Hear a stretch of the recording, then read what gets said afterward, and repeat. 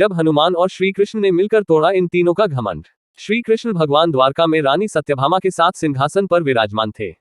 निकट ही गरुड़ और सुदर्शन चक्र भी बैठे हुए थे। तीनों के चेहरे पर दिव्य तेज झलक रहा था। रानी सत्यभामा ने श्री कृष्ण से पूछा कि हे प्रभु, आपने त्रेतायुग में राम के रूप में अवतार लिया था, सीता आपकी पत्नी थी, क्या वे मुझसे भी ज्यादा सुंदर थी? द्वारकाधीश समझ गए कि सत्यभामा को अपने रूप का अभिमान हो गया है।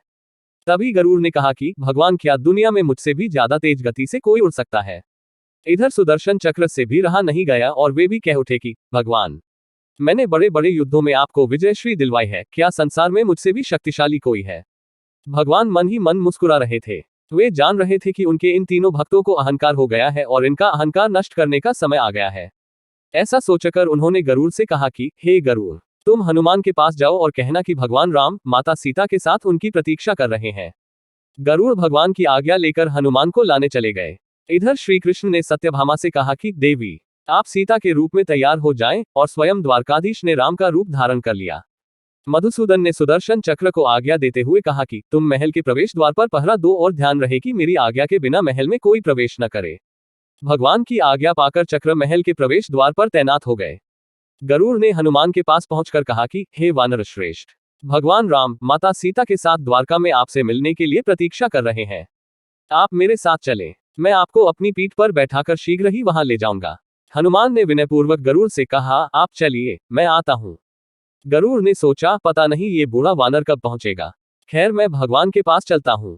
ये सोचकर गरुड़ शीघ्रता से द्वारका की ओर उड़े। पर यह क्या, महल में पहुंचकर गरुड़ देखते हैं कि हनुमान तो उनसे पहले ही महल में प्रभु के सामने बैठे हैं। गरुड़ का सिर लज्जा से झुक गया। तभी श्रीराम ने हनुमान से कहा कि पवन पुत्र, तुम बिना आज्ञा के महल में कैसे प्रवेश कर गए? क्या तुम्हें किसी ने प्रवेश द्वार पर रोका नहीं? हनुमान ने हाथ जोड़ते हुए सिर झुकाकर अपने मुंह से सुदर्शन चक्र को निकालकर प्रभु के सामने रख दिया। हनुमान ने कहा कि प्रभु, आपसे मिलने से मुझे इस चक्र ने रोका था, इसलिए इसे मुंह में रख मैं आपसे मिलने आ गया, मुझे क्षमा करें। भगवान मन ही मन मुस्कुराने लगे।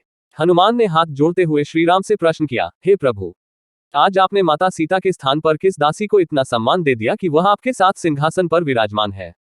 रानी सत्यभामा का अहंकार पल भर में चूर हो गया था। रानी सत्यभामा, सुदर्शन चक्र व गरुड़जी तीनों का गर्व चूर चूर हो गया था। वे भगवान की लीला समझ रहे थे। तीनों की आंखों से आंसू बहने लगे और वे भगवान के चरणों में झुक गए। अद्भुत लीला है प्रभु की, अपने भक्तों के अहंकार को अपने भक्त द्वारा ही दूर किया। तब तक सुनते रहिए।